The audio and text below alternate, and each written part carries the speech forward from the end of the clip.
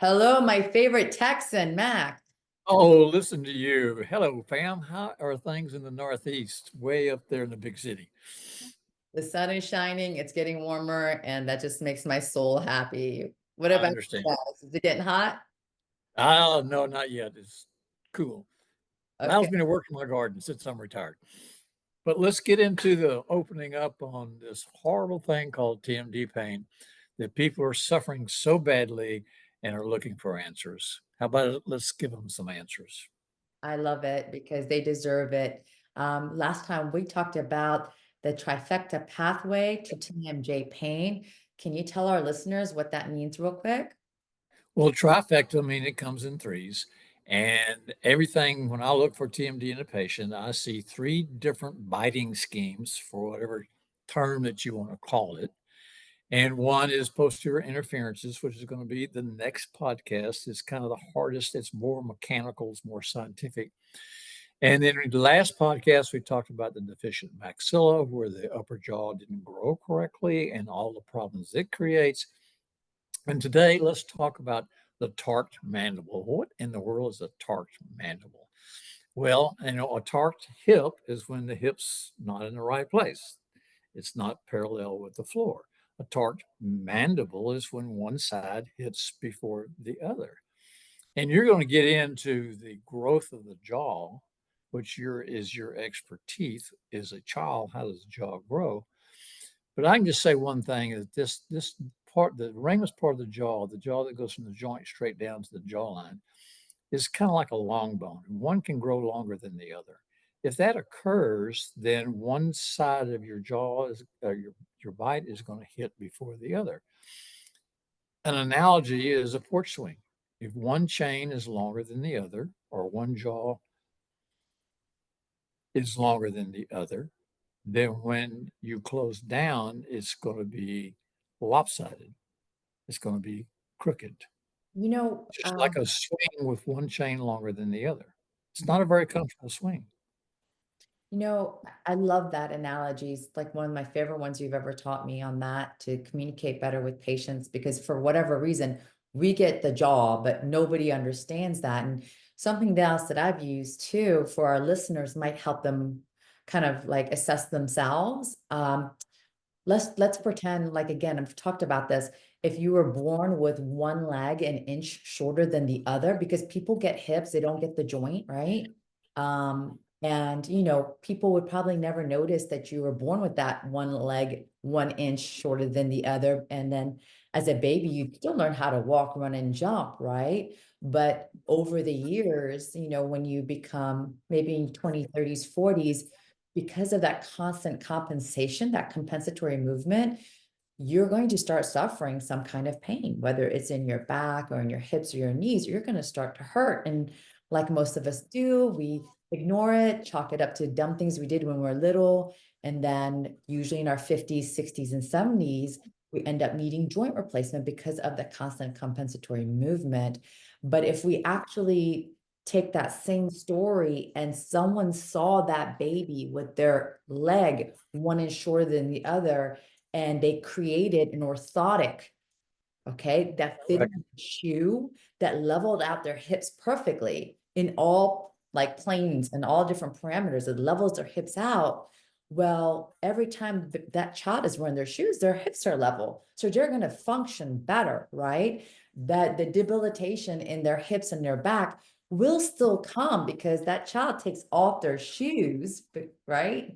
And as soon as the shoe comes off, what happens to their hips? It becomes Right. uneven again. So the problem is there. But when the orthotics and the shoes are on, their hips are level and it slows down that degeneration. Now that's with legs. When teeth and jaw, we can actually modify that development and that alignment so that they have their shoes on all the time, right? Right. But at what age? I mean, I think that's very important. At what So age can you mold the face, and what age can you not mold the face anymore? Oh, the most important time is infancy. Like from the very beginning is like if that tongue and that baby can breathe through their nose and their tongue's in the right place, that baby's got a great beginning. If that baby is being breastfed, it's a wonderful start. and they become a toddler, they need to be given hard food, no mushy foods, because There you go. to develop our masticatory or chewing muscles, right? All this soft food is not great for our diet. And then again, just identifying things, making sure that kids' lips are together, tongue is in the right place so that tongue can develop the maxilla, and the maxilla is big enough to hold the mandible and it doesn't get torqued up and back, or one side off compared to the other, right? They hit even. So going back to the porch swing and going back to the orthotic, so the porch swing is crooked, one chain's longer than the other. Not very comfortable to sit in. Okay, so then if you had a carpenter, a precision carpenter that knew what they were doing, they could go in there and build an overlay on that seat that made that crooked swing parallel to the floor Right. where the seat was now correct. So our orthotics, that's what our orthotics do. And since we're talking about the trifecta, which has to do with racehorses, the machine that we use called the T-scan Mhm. measures incredibly accurately when one tooth hits and the timing and the forcing and everything else. They use the same scan when you walk into a athletic shoe store where you can stand on that scan to see when your feet are not, exactly even. It's the same concept. But as far as the trifecta is concerned, they use that scan on racehorses. Did you know that? I did. Thank you, Mac. I did know that. I use the T-scan, so I know how all these things are used But in I mean, so, math. so they put the horses and have the horses walk on this scan, and it shows where one foot may be a tiny bit more uneven than the other. And so they build the horseshoes as orthotics to make them even. So they're getting the absolute most out of that horse. Oh my. So, So this is get all better very interesting and exciting. than humans are getting right now. Is that what we're saying? Yeah, That yeah. they So get better than people. it's not a horseshoe in the mouth, but Well, maybe we need to it start paying evens the attention to bite humans out. the same way, right? As we're paying attention to horses, making sure things are balanced. Well, what about that? Well, it's where I'm from. What can I say? I love What can it I though. say? It's true. It is true. It's all common sense. I mean, everybody wants science. What's the science? What's the science? Well, what's common sense? And how do you feel after I made this thing? If you don't feel good, I don't care what the science says. It didn't work. Do you I had know? a patient one. I had a patient one time that called me. She said, "I've been to a neuromuscular dentist, and I didn't get a good result." And I said, "Let me ask you this: Did that dentist listen to the machine, or did they listen to you?" She said they listened to the machine, and I told him it wasn't comfortable. I said, "Well, I'm going to listen to you." So while our machines are fantastic, we still have to be able to talk to these people one on one. Yes. You have to have that relationship with your patients where they're very open and honest, and you're open and honest. And we get down to things that make sense. It just simply makes sense that if one side of your bite hits before the other, it's not right. And it's going to cause problems, period. Well said. I completely agree. I always tell new patients that are seeking help with me, I have so much science here to back up everything I do, whether it's the T-scan, EMGs, CBCT, jaw tracking. I have the science, the objective data there. Objective. End of the day, I am going to listen to what you say is just as weighted as that. Because if everything looks good on my scans, but you don't feel great, well, then this is not the right treatment modality for you. Let's redo it. I was on a flight. I just come back from a study club meeting just on Saturday, and there's a gentleman sitting next to me, and he goes, "Oh, what peer review article are you reading?" And I was reading this article that's just going out by Dr. Stephen Deal. He collaborated with Crispin Simmons and Dr. Zaghi too, and these are all TMJ airway experts. And me and another 40 plus doctors contributed to this article. But he got me all like in a fiery mood because I'm reading this article on the flight. He's like, what peer-reviewed article are you reading? What do you think about that? I said, this is an amazing article, but if doctors are doing treatment based on only peer-reviewed article, that is to me archaic. This is to me great, but it's history. This is stuff that we've been doing for at least 15 years. It's just we have to have these articles, and the research, of course, that has to be done to prove that there's consistency in treatment. But as your doctor, I don't want to go to a doctor that is basing my treatment off of things that are in a journal, because that is antiquated at this point. It's old. We need to be always moving forward. We need to be have time to listen to patients. We do not need to be cavalier Absolutely. with their bodies. But we don't want to just do what's peer reviewed and only listen to our equipment.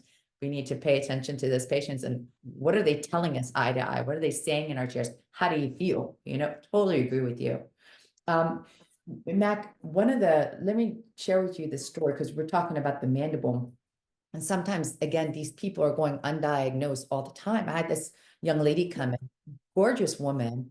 She's, I think, 23 years old, had finished braces about 2 years prior, and her chief complaint didn't start with pain. She came to me because she follows me on social media, and she's like, I want you to help me with my lower jaw because my jaw sits too far back. Every time I take selfies for my Instagram post, I hate the way my face look, and I hate the way my face looks. She was really upset about it.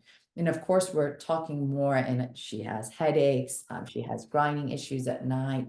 A lot of the other TMJ pain symptom issues. But when you look at her, people think she is pretty, and she is. But if you don't have the equipment to look at her properly, like what does her joint look like? What does her airway look like? She's going to go undiagnosed. And one of the things our listeners can easily do, aside from like when they open and close to see if their jaw wiggles, see if you're midline. Our bodies are supposed to be pretty symmetrical, but if your lower jaw, your chin is off to the left or to the right, even when your teeth are together, if your chin's off to the left or to the right, your mandible, there is some kind of torque. It's not symmetrical. Right. Uh, I don't know if it's always fixable in an adult or not, but your body is going to be searching for balance. And starting with orthotic treatment is the right way to get started with that, right? Sure. And boy, see, you bring up some complicated stuff. And I mean, this is why you have to be eyeball to eyeball with that patient, because when they have their jaw slightly open, let's say that they're when they bite down, the jaw is shifted to one side. Mhm. But when they open, it goes back to the midline. So Correct. is it the joint that's causing the problem, or is it the teeth that's causing the shift? And if you're not paying attention, you're going to miss it. And if you miss it, the diagnosis is wrong, and the diagnosis is wrong, the treatment's going to be wrong. So true. So you have to really be on the ball. You have to have time. You have to observe that patient. You have to have good, solid, truthful dialogue. And it's very hard to find dentists that are going to do that. We understand that to our listeners. We understand that.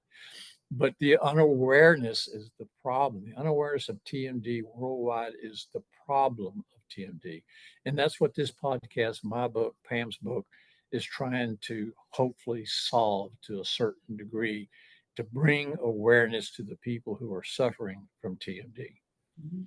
It is for the regular people out there, but we're hoping it also opens up the way if other doctors are listening or other Absolutely. podcasters are listening. We want this information out there.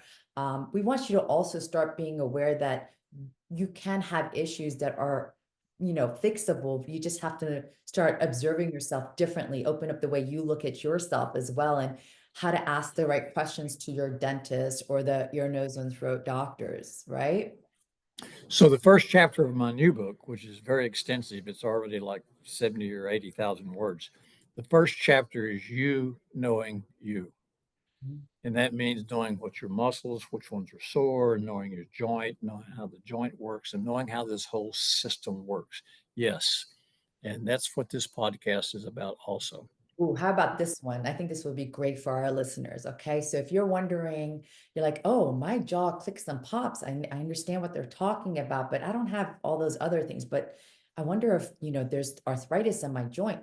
Well, something that I ask a lot of our new patients to do, this is not super scientific, you could do it for yourself at home, is if you bring your lower teeth, if you put your teeth, your front teeth edge to edge, so your lower teeth are like in front, like they're touching edge to edge, your upper and lower teeth. For those listeners, we also do this on YouTube if you want to see what we're talking about and you want to see how handsome Mac Lee is. I'll listen to you. What do you want? What do you want?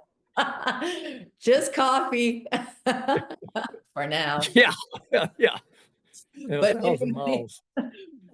if you put your teeth edge to edge and open and close slowly and widely without getting stuck, if you start after like the fourth or fifth open and close, if you start feeling that click disappear, that's another way of understanding your mandible is torqued and probably in upper and back position, which is compressing the joint. When that noise disappears, usually I think my treatment's a lot more predictable, but if that noise doesn't completely disappear, it gets smaller. It doesn't mean that it's not fixable. It's just going to be harder. But, so we've talked about like looking at the midline of your chin. Okay. See if it's off center in a closed position and in an open position. Ideally, you want to be centered on close and as you open and close, right? You don't want to see the jaw wiggle. You want that 40 millimeters of space between your upper and lower front teeth. And if you do have clicks and pops, bring your teeth edge to edge and see if that disappears. And if so, start trying to find doctors like me and Mac. So two things that we can probably even close with this is that is for torque mandible, put your jaw in, put your fingers on top of your teeth, slightly close down, or you don't have to put your fingers in there. You can just sit up straight, slowly, slowly, slowly, slowly close down and see if one side hits before the other. That's the torqued mandible. Great. I love it. So next time it's going to get a little bit more complicated, right? We're going to talk about Yeah, posterior interferences. but you unknowingly opened the door to the next podcast Okay. because when you slid your jaw forward, that is called a protrusive movement. It's not an up and down movement. It is a frontwards movement or a lateral movement. And if there are back teeth in the way when you do that, that is called a posterior interferences, which we will discuss next time. Posterior interferences can cause extreme head pain. So we're looking forward to the next podcast. All right. Me too. As always. Bye to our listeners. See you, dear. All right. Bye.